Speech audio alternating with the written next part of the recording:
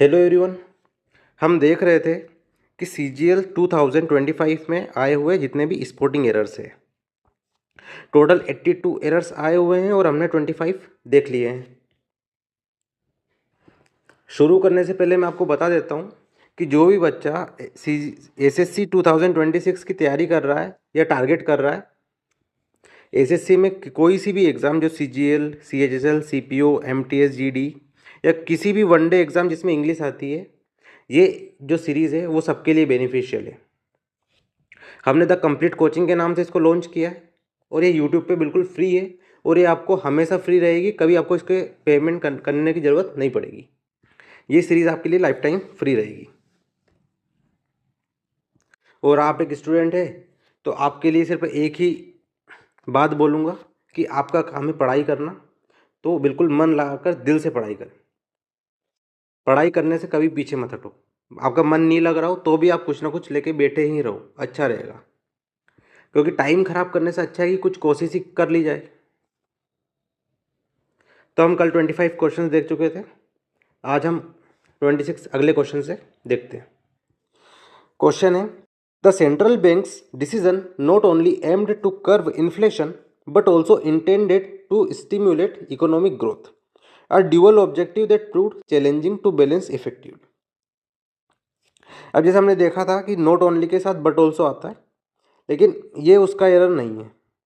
इस एरर के लिए आपको थोड़ी सी वर्ब की जानकारी होना जरूरी है, क्योंकि जो यहाँ पे वर्ड यूज हो रहा है कर्व, जिसका मतलब होता है मोड़ना, लेकिन यहाँ बात हो रही है इन्फ्लेशन की, महंगाई की। तो महंगाई को रोकने या नियंत्रित करने के लिए हम कर्व का यूज नहीं करते, हम यूज करते हैं कर्व का।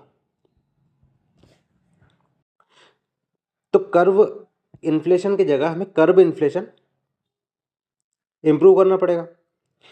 तो एरर तो हमारे फर्स्ट पार्ट में थी और कर्व की जगह क्या किया हमने, कर्व इन्फ्लेशन।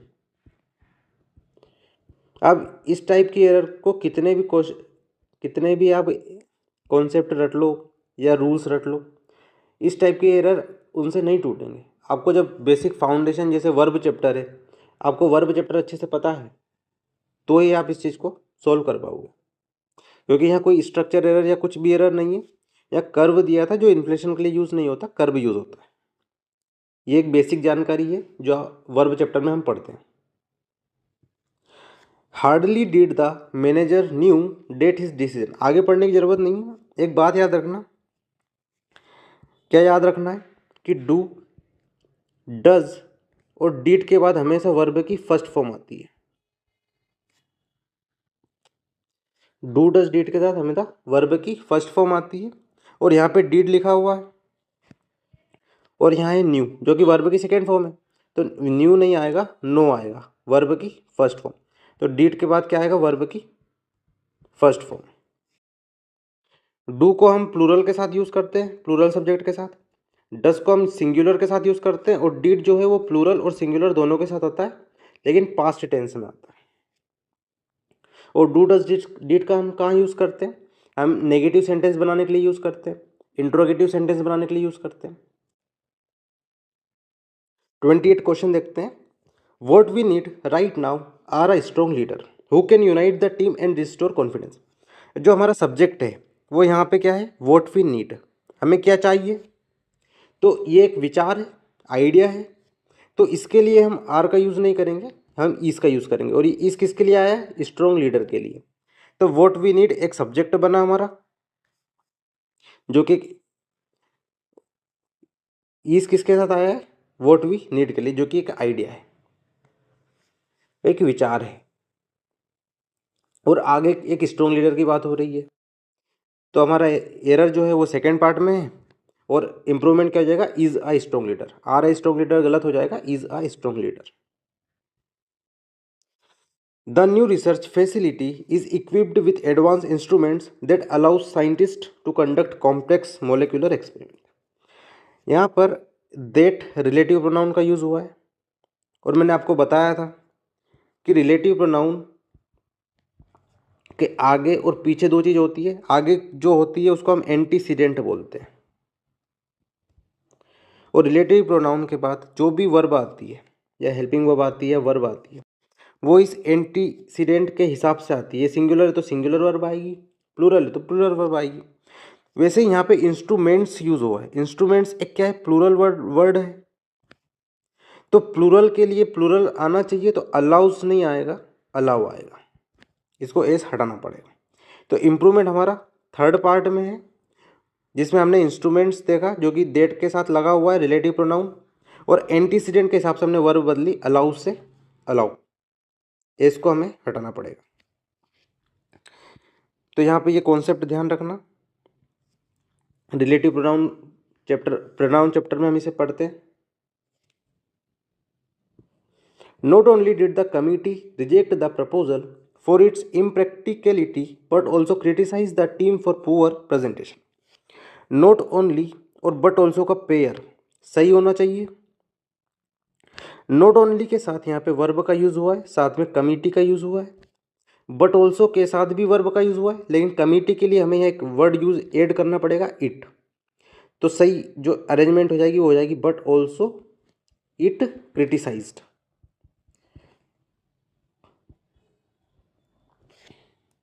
हमें एरर देखना था, हमें एरर मिला सेकेंड पार्ट में, और हमने उसका इम्प्रूवमेंट भी देख लिया कि कमिटी के लिए हमने प्रोनाउन यूज किया इट।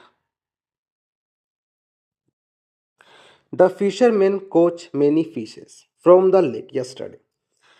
देखो यहाँ पे एक बात ध्यान रखना, फिश का प्लूरल भी फिश ही होता है।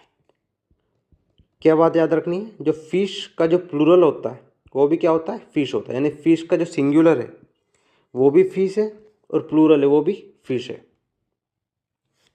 लेकिन यहाँ तो फिशेस लिखा हुआ है, तो ये गलत हो जाएगा। तो इस फिशेस का क्या मतलब है यहाँ पे, इसका मतलब है मेनी स्पीसीज, यानी अलग अलग प्रजाति, मछलियों की अलग अलग प्रजाति। बट यहाँ पे अलग अलग प्रजातियों की बात नहीं हो रही है, यहाँ फिशरमैन की बात हो रही है जो मछलियाँ पकड़ रहा है, तो यहाँ मछलियों की ही बात हो रही है। तो फिश कई सारी मछलियाँ पकड़ी है उसने, लेकिन यहाँ पे जो हम फिश का ही यूज़ करेंगे क्योंकि फिश का प्लूरल भी फिश ही होता है। आगे देखते हैं।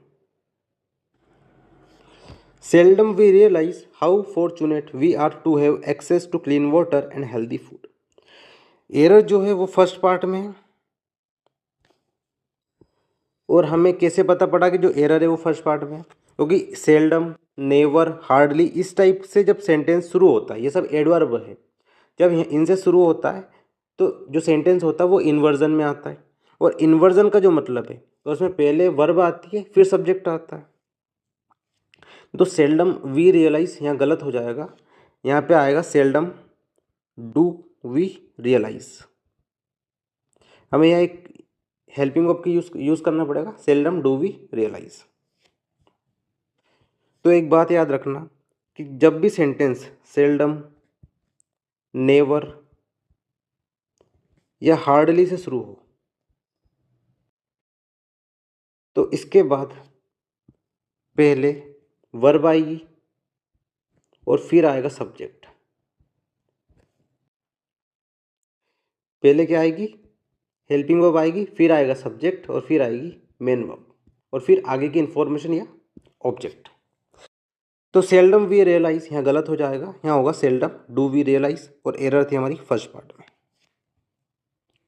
और जब भी सेंटेंस में वर्ब पहले आए और सब्जेक्ट बाद में आए तो ऐसे स्ट्रक्चर को हम इन्वर्जन बोलते हैं। और इन्वर्जन का सबसे अच्छा एग्जाम्पल है इंट्रोगेटिव सेंटेंस। इंट्रोगेटिव सेंटेंस में पहले हेल्पिंग वर्ब आती है फिर सब्जेक्ट आता है, यानी सारे इंट्रोगेटिव सेंटेंस इन्वर्जन में लिखे जाते हैं। The committee is committed for ensuring that all members have an equal opportunity to voice their opinion. यहाँ पे फिक्स्ड प्रीपोजिशन की एरर है। याद रखना कमिटेड के साथ हमेशा टू प्रीपोजिशन आती है, ना कि फोर। क्या याद रखना है कि कमिटेड के साथ टू प्रीपोजिशन आती है, ना कि फोर, और हमेशा आती है। तो यहाँ कमिटेड फोर की जगह क्या आएगा, कमिटेड टू। एरर है सेकेंड पार्ट में। It was not until she finished her degree and gained some experience did she feel confident enough to start her own business. It was not until वाले वाक्यों में मुख्य हिस्से में inversion नहीं होगा अगर देट लगा है तो, लेकिन यहाँ पे देट गायब है। तो देट गायब है तो जो डीड शी फील लिखा हुआ है ये गलत तरीके से लिखा हुआ है, इसकी जगह होगा दैट सी फेल्ट। अगर मेन हिस्से में या मेन सेंटेंस में दैट लगा है तो इट वॉज नॉट अंटिल से शुरू होने वाले वाक्यों को इन्वर्जन में नहीं लिखा जाता है, लेकिन यहाँ डीड सी फील यूज़ हुआ है, वर्ब को पहले यूज़ किया गया है, तो ये एक गलत तरीके से लिखा है यहाँ पे। तो हमें इसको सुधारने के लिए क्या करना है, यहाँ पे डेट के साथ इसको सही लिखना है, पहले सब्जेक्ट आएगा फिर वर्ब आएगी, लेकिन यहाँ पे पहले वर्ब लिखी थी फिर सब्जेक्ट लिखा था, यानी ये इन्वर्जन में लिखा था और हमने देखा कि इन्वर्जन नहीं आएगा, तो ये इम्प्रूवमेंट क्या आया, दैट सी फेल्ट। एरर कौन से पार्ट में है, एरर है थर्ड पार्ट में। After years of hard work he finally decided to call off from his struggling business and start a new in different field। a new यहाँ पे a new है, यहाँ स्पेस है। After years of hard work he finally decided to call off from his struggling business। ठीक है, call of का मतलब होता है रद्द करना, जो यहाँ पे कॉल ऑफ यूज़ हुआ है इसका मतलब होता है रद्द करना, किसी चीज़ को रद्द कर देना या किसी चीज़ से पीछे छुड़ाना। किसी चीज़ से पीछे छुड़ाना या बंद करने के लिए हम क्या यूज़ करते हैं, क्विट या फिर close down. Call of from यहाँ गलत फ्रेज वर्ब, यहाँ पे जो कॉल ऑफ फ्रॉम का जो यूज़ हुआ है यहाँ गलत फ्रेजल वर्ब का यूज़ हुआ है, इसलिए ही finally decided to days his sterling business के लिए इसको क्लोज करना है, क्वाइट करना है, तो हम सिर्फ क्वाइट का यूज़ करेंगे, क्विट का यूज़ करेंगे, क्योंकि वो कोई रद्द नहीं कर रहा है इसलिए कॉल ऑफ नहीं आएगा, वो केवल पीछा छुड़ा रहा है या उसको बंद कर रहा है, इसलिए हमने यहाँ क्विट का यूज़ किया। अब ये चीज़ आपको कौन से कॉन्सेप्ट और रूल में पढ़ाई जाती है, अब ये बताओ। इसके लिए तो आपको वर्ब चैप्टर ढंग से पढ़ना पड़ेगा, phrasal verb, verb.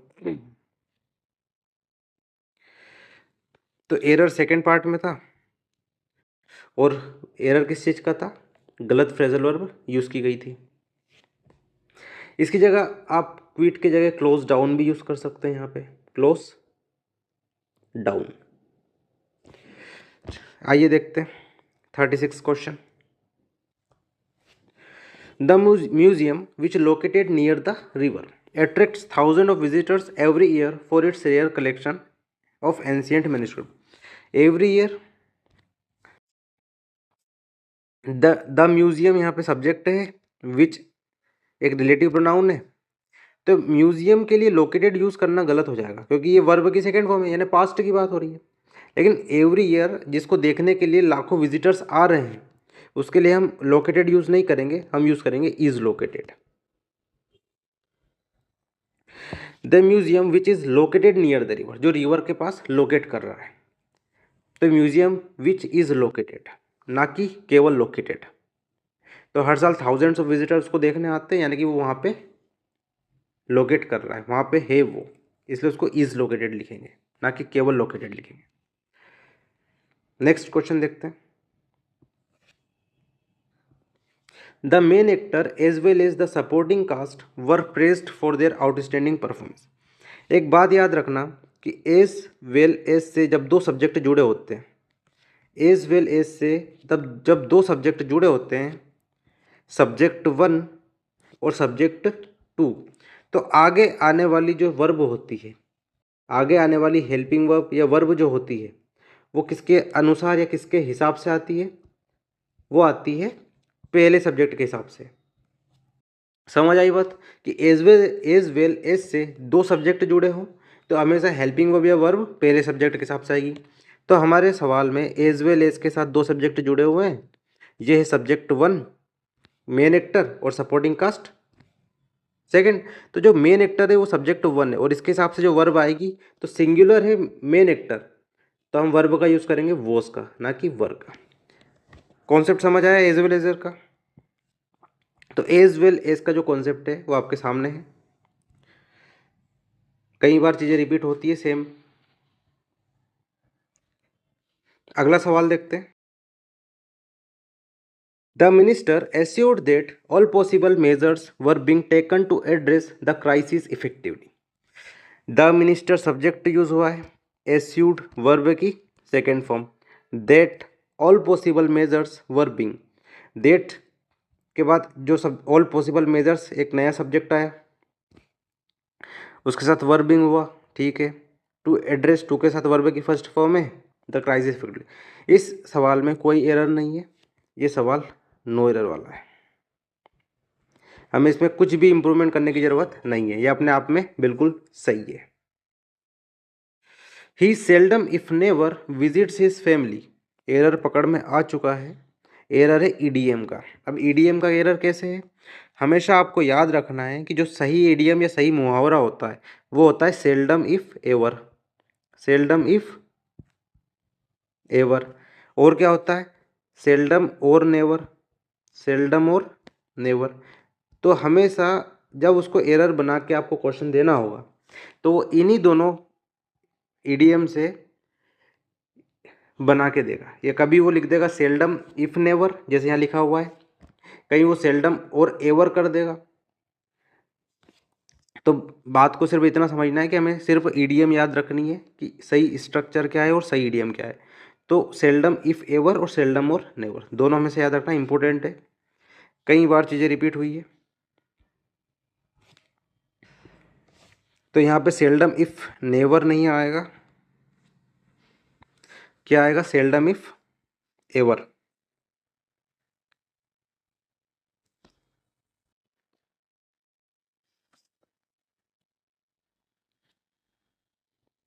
The committee recommended that the proposal is reviewed by an independent expert to ensure impartiality before final approval. इसका एरर बताओ क्या होना चाहिए। हमेशा याद रखना रिकमेंड, सजेस्ट या इंसिस्ट जैसे अगर शब्दों का प्रयोग हो रहा है तो आगे सबजंक्टिव मोड आता है या इसका इस्तेमाल होता है। अब वो क्या होता है आइए देखते हैं। तो हमने देखा कि रिकमेंड, सजेस्ट और इंसिस्ट अगर जैसे शब्द यूज हो रहे हैं तो कौन सा मूड यूज होता है, सबजंक्टिव मूड। और सबजंक्टिव मूड मतलब बी के साथ वर्ब की फर्स्ट फॉर्म। तो जैसे हमने क्वेश्चन में देखा कि the committee recommended that the proposal, तो यहाँ पर इज रिव्यूड है, तो जो वर्ब का यूज होगा वो क्या होगा, इज रिव्यूड नहीं, बी रिव्यूड होगा। इंपॉर्टेंट कॉन्सेप्ट है। आगे बढ़ते हैं, अगला क्वेश्चन देखते हैं 41। ही drives very reckless on the highway ignoring all the traffic. अब हमें यहाँ पे यहाँ पर वर्ब का यूज हुआ है ड्राइव। ड्राइव एक एक्शन वर्ब, अगर हिंदी में बोले तो क्रिया हो रही है, वर्ब है। और वर्ब की जो विशेषता बताता है या क्वालिटी बताता है वो कौन होता है, एडवर्ब होता है। लेकिन यहाँ तो एडजेक्टिव का यूज हुआ है, रेकलेस एक एडजेक्टिव है। रेकलेस याद रखना एक एडजेक्टिव है, इसके लिए इसकी जगह हमें क्या यूज़ करना पड़ेगा, हमें यूज़ करना पड़ेगा एडवर्ब का। और एडवर्ब क्या हो जाएगा, रेकलेसली।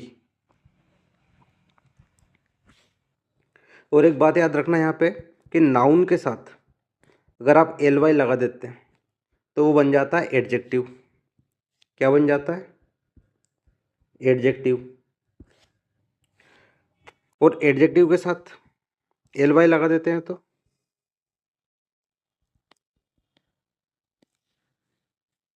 वो बन जाता है एडवर्ब।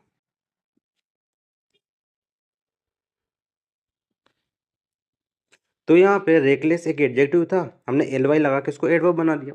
और ये क्या कर रहा है, ये ड्राइव्स की क्वालिटी बता रहा है, इसलिए हमने यहाँ पे एडवर्ब का यूज़ किया है। अगर कोई नाउन या प्रोनाउन की क्वालिटी बताता तो हम एडजेक्टिव का यूज़ करते हैं।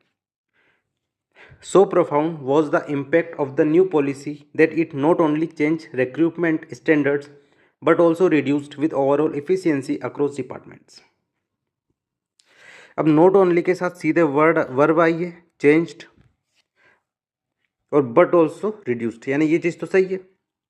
नोट ओनली और बट ऑल्सो का जो पेयर है वो तो सही चल रहा है कि वर्ब के साथ आया है। लेकिन यहाँ पे एक ध्यान रखना कि रिड्यूस्ड के साथ विथ आया है। अब रिड्यूस्ड एक ट्रांजिटिव वर्ब है जो सीधे ऑब्जेक्ट लेती है। ट्रांजिटिव वर्ब जो वो होती है जो जिनके साथ ऑब्जेक्ट आता है, और इंट्रांजिटिव के साथ ऑब्जेक्ट नहीं आता है। तो रिड्यूस्ड क्या है, एक ट्रांजिटिव वर्ब है, ट्रांजिटिव वर्ब है जो डायरेक्ट ऑब्जेक्टिव। तो इसके साथ विथ का यूज़ करना गलत हो जाएगा, तो यहाँ पे विथ का यूज़ नहीं होगा, डायरेक्ट होगा but also reduced overall efficiency. Error है थर्ड पार्ट में। तो याद रखना ट्रांजिटिव वर्ब वो जिनके साथ ऑब्जेक्ट आता है, क्या आता है, ऑब्जेक्ट आता है, और इंट्रांजिटिव वर्ब के साथ ऑब्जेक्ट नहीं आता है।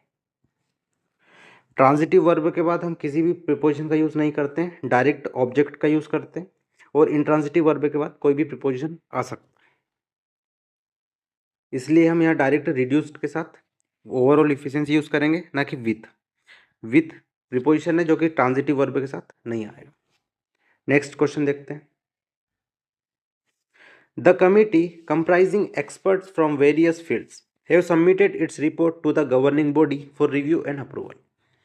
यहाँ पर द कमिटी कलेक्टिव नाउन की के रूप में काम कर रही है, इसलिए इसे हम सिंगुलर मानेंगे। Comprising experts from various field, और यहाँ पे जो हैव यूज़ हुआ है वो द कमिटी के लिए हुआ है, तो जब कमिटी सिंगुलर है तो हम हैव का यूज़ नहीं करेंगे, हम यूज़ करेंगे हैज का। कलेक्टिव नाउन क्या करता है, ये ग्रुप को डिनोट करता है, ग्रुप या झुंड को डिनोट करता है। जैसे एग्जांपल देखें, ग्रुप को दर्शा रहा है तो पैक ऑफ वॉल्फ यानी भेड़ियों का झुंड, या स्कोर, जिस 20 को हम स्कोर बोलते हैं, या यूज़ कर सकते हैं बंच ऑफ कीज, चाबियों का गुच्छा। जो भी नाउन ग्रुप या झुंड को दर्शा रहा हो उसे हम कलेक्टिव नाउन बोलते हैं, और द कमिटी यहाँ कलेक्टिव नाउन की तरह काम कर रही थी। द कमिटी यहाँ कलेक्टिव नाउन है जो एक सिंगुलर सब्जेक्ट की तरह काम कर रही है, और उसके लिए हमने हैव का नहीं हैज का यूज़ किया।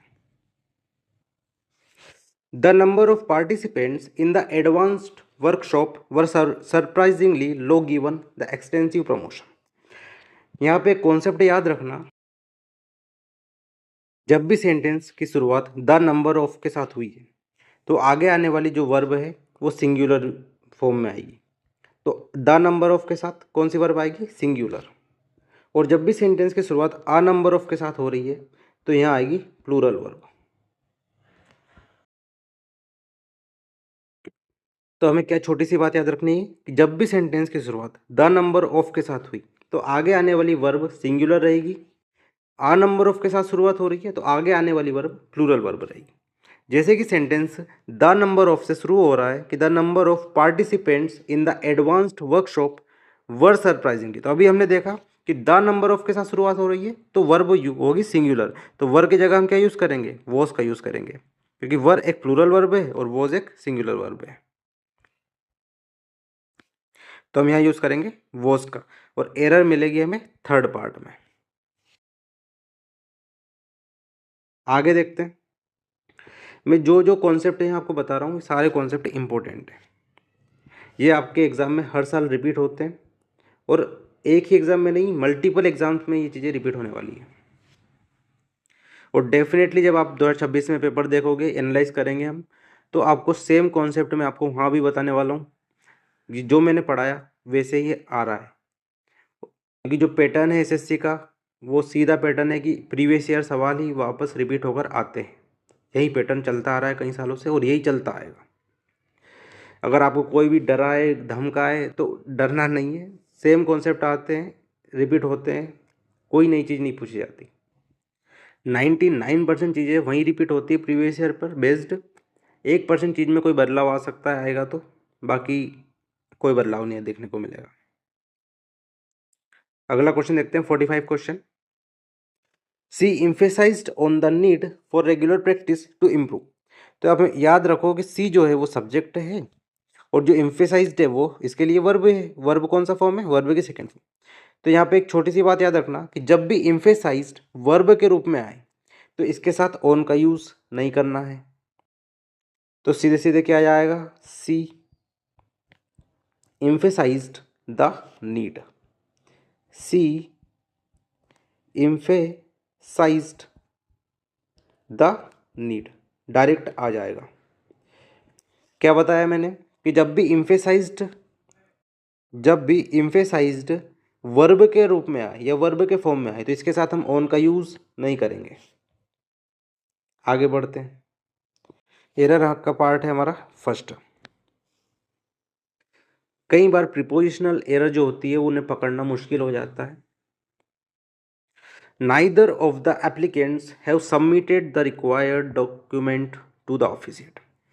अब हमें यहाँ कुछ चीज़ें देख लेनी चाहिए कि जब भी सेंटेंस में नाइदर ऑफ आए, आइदर ऑफ आए या ईच ऑफ आए या नन ऑफ आए या कुछ भी आए इस टाइप से, तो जो आगे आने वाली वर्ब होगी क्या होगा, जो आगे आने वाली वर्ब होगी वो वर्ब होगी सिंगुलर वर्ब या सिंगुलर फॉर्म में होगी। तो आगे जो यूज़ करेंगे हम वर्ब वो किस फॉर्म में होगी, सिंगुलर फॉर्म में होगी। तो जैसे सेंटेंस हमारा शुरू हुआ कि नाइदर ऑफ द एप्लीकेंट्स, यानी कोई भी एप्लीकेंट नहीं, तो हमने वर्ब यूज़ किया हैव की जगह हैज़, क्योंकि सिंगुलर यूज़ करना है। तो neither of the applicants has submitted, और हैज़ था और आगे वर्ब यूज़ हुई, वर्ब की थर्ड फॉर्म प्रेजेंट परफेक्ट। तो याद रखना है हमें कि नाइदर ऑफ हो, आइदर ऑफ हो, ईच ऑफ हो, नन ऑफ हो, इस टाइप से जब भी आपको दिखे तो आगे आने वाली जो वर्ब है वो हमेशा सिंगुलर वर्ब होगी।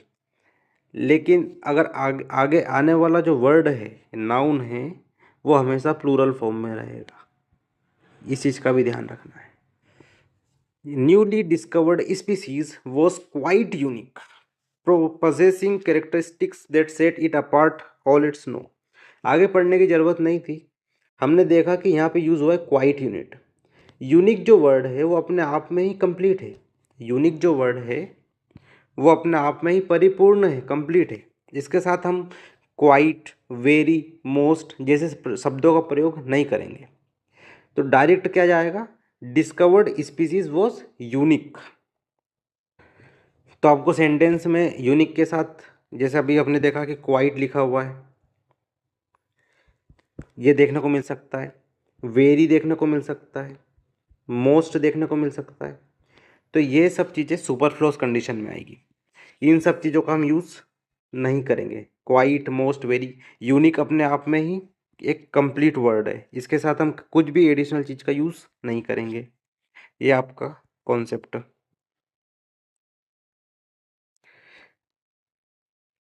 और इन्हीं वर्डों को यूज़ करता है क्वाइट, वेरी, मोस्ट इस टाइप के यूनिक के साथ, और वहीं एरर में बार बार चीज़ें पूछी जाती है।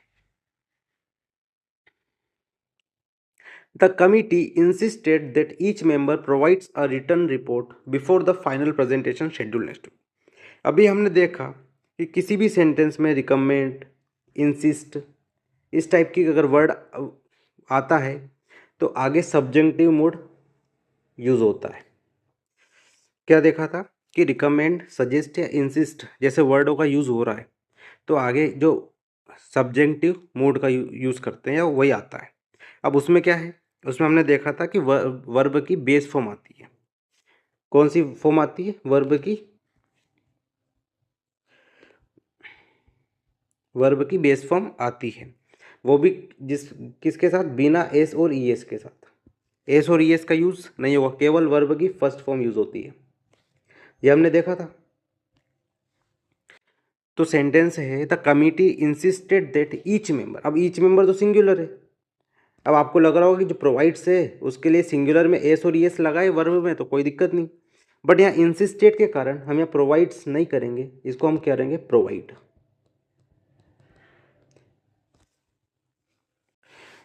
जो भी मैं यहाँ आपको कॉन्सेप्ट बता रहा हूँ ये ब्रैकेट के अंदर, इन वर्ड्स को आप कभी मत भूलना। जैसे ये अभी मैंने लिखा रिकमेंड, इंसिस्ट, सजेस्ट, इन वर्ड्स को मत भूलना, क्योंकि इन वर्ड्स पे ही बार बार सवाल आते हैं। कभी भी इतना ज़्यादा नहीं पढ़ना चाहिए जो आपके लिए रिलेवेंट ही नहीं है, बट वो भी नहीं छोड़ना है जो आपके लिए बहुत इंपॉर्टेंट है। तो जो मैं यहाँ वर्ड बता रहा हूँ या जो कॉन्सेप्ट यहाँ बता रहा हूँ, जिन वर्डों को मैं यूज़ कर रहा हूँ बार बार कि इनके साथ ये यूज़ होता है या ये वर्ड ऐसे यूज़ होते हैं, उनको तो आपको छोड़ना ही नहीं है, क्योंकि वो सेम पैटर्न पे बार बार फॉलो किए जाते हैं एसएससी के थ्रू। या किसी भी एग्ज़ाम में आप देखोगे आप जिस भी एग्ज़ाम की तैयारी कर रहे हैं उसके PYQ लगाएंगे तो आप इसी तरह सेम कॉन्सेप्ट को, सेम सिचुएशंस को आप बार बार फॉलो होते हुए देखोगे। तो हमने थोड़ी देर पहले एक और इसी कॉन्सेप्ट पे बेस्ड सवाल देखा था जिसमें रिकमेंड दिया था और हमने उसमें ये वाला जो बेस फॉर्म है बी के साथ यूज़ किया था। इसमें भी वही है कि इंसिस्टेड यूज़ हुआ है और हमने ईच मेंबर के साथ प्रोवाइड यूज़ किया गया है। ये गलत नहीं है, प्रोवाइड ये बिल्कुल सही है इसकी जगह पे। The director explained that the report was delayed because the data was not yet collected. Director explained that the report was delayed, ठीक है। एक बात याद रखना, यहाँ एक वर्ड यूज हुआ है डेटा, जो कि अपने आप में एक प्लूरल होता है और प्लूरल के साथ वर्ब जो होगी वो वॉज नहीं, हम क्या यूज करते हैं, वर का यूज करते हैं। जो डेटा का सिंगुलर फॉर्म होता है वो होता है डेटम, और डेटा जो है वो अपने आप में प्लूरल फॉर्म है। तो प्लूरल फॉर्म सब्जेक्ट के साथ हमने यूज किया वर। बाकी यहाँ पे सब कुछ ठीक है, रिपोर्ट के साथ वॉज यूज हुआ है, डायरेक्टर एक्सप्लेन्ड, ठीक है, पास्ट की बात चल रही है, बाकी कोई दिक्कत नहीं है। तो यहाँ पे सिर्फ सब्जेक्ट और वर्ब की एरर थी कि डेटा के साथ वर का यूज़ करना था, ना कि वॉज का। हालांकि मॉडर्न इंग्लिश में वॉज चलता है, अगर आप डेटा के साथ वॉज यूज़ करोगे मॉडर्न इंग्लिश में तो कोई दिक्कत नहीं, कोई एरर नहीं है। बट एसएससी के हिसाब से, हमारी एग्ज़ाम के हिसाब से डेटा के साथ वर का यूज़ किया जाता है। तो हम एग्ज़ाम की तैयारी कर रहे हैं तो हम उसी हिसाब से पढ़ेंगे, एग्ज़ाम के हिसाब से, कि जो भी एग्ज़ाम में पूछा जाता है हम उसी चीज़ को एरर मानेंगे। तो डेटा के साथ मैंने वर का यूज़ किया। आगे देखते हैं। The company plans to hire new group of interns to assist with the upcoming market campaign. अब यहाँ पे एक ग्रुप की बात हो रही है कि एक न्यू ग्रुप को हायर करना है इंटर्न के लिए। लेकिन जब भी हम ऐसे कुछ ग्रुप का यूज़ करते हैं, काउंटेबल नाउन का यूज़ करते हैं, क्योंकि ग्रुप का प्लूरल बनाएंगे तो ग्रुप्स बन जाएगा, यानी ये काउंटेबल नाउन है। तो इसके लिए हम एक वर्ड का यूज़ करेंगे, आर्टिकल का आ, क्योंकि एक ग्रुप चाहिए तो a new group for interns. The company plans to hire a new group of interns to assist with the upcoming marketing। तो यहाँ पे जो एरर थी वो आर्टिकल की एरर थी और हमें ए लगाना था, और ए कहाँ लगता, सेकेंड पार्ट में। तो इम्प्रूव कहाँ हुआ, सेकेंड पार्ट में, एरर भी सेकेंड पार्ट में आया।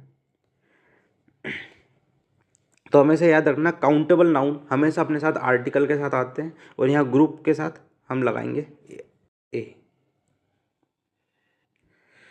तो हमारे 50 क्वेश्चंस कंप्लीट हो गए। अगर आपको क्लास पसंद आ रही है तो आप अपने दोस्तों को, भाइयों को शेयर कर सकते हैं ताकि सबका भला हो सके। ये पार्ट 2 था एरर का। इसके बाद हम जो पार्ट 3 आ रहे हैं उसमें कंप्लीट एरर ख़त्म कर देंगे जो इतनी भी आई है एसएससी 2025 में, एसएससी सीजीएल 2025 में। और फिर उसके बाद हम सेंटेंस इम्प्रूवमेंट देखेंगे कि जितने भी 2025 में इम्प्रूवमेंट आए हैं हम उन पर भी डिस्कस करेंगे। सो आज के लिए इतना ही, मिलते हैं नेक्स्ट पार्ट में। और किसी को कोई डाउट हो किसी भी सवाल में तो वो कमेंट में पूछ सकता है, और मैं शिफ्ट वाइज और डे वाइज हर एक क्वेश्चन आपको प्रोवाइड करवा दूंगा। यहाँ पे इस सीरीज़ में, ये सीरीज़ जो शुरू हुई है इसमें आपका एक भी सवाल नहीं छूटेगा। प्रीवियस ईयर सारे सवाल को मैं डिटेल में समझाऊंगा, सारे कॉन्सेप्ट बताने वाला हूँ यहाँ पे सवाल के थ्रू। इसलिए हमने सोच समझ के इसका नाम रखा है द कंप्लीट कोचिंग, क्योंकि इसमें कुछ भी नहीं छूटने वाला है। जैसे ही सेंटेंस इम्प्रूवमेंट, एरर और फीलर्स कंप्लीट होते हैं, हम उसके बाद वोकेब्स पे भी काम करेंगे और वोकेब के बाद क्लोज टेस्ट और कॉम्प्रीहेंशन पे भी। So take care all of you, मिलते हैं नेक्स्ट पार्ट में।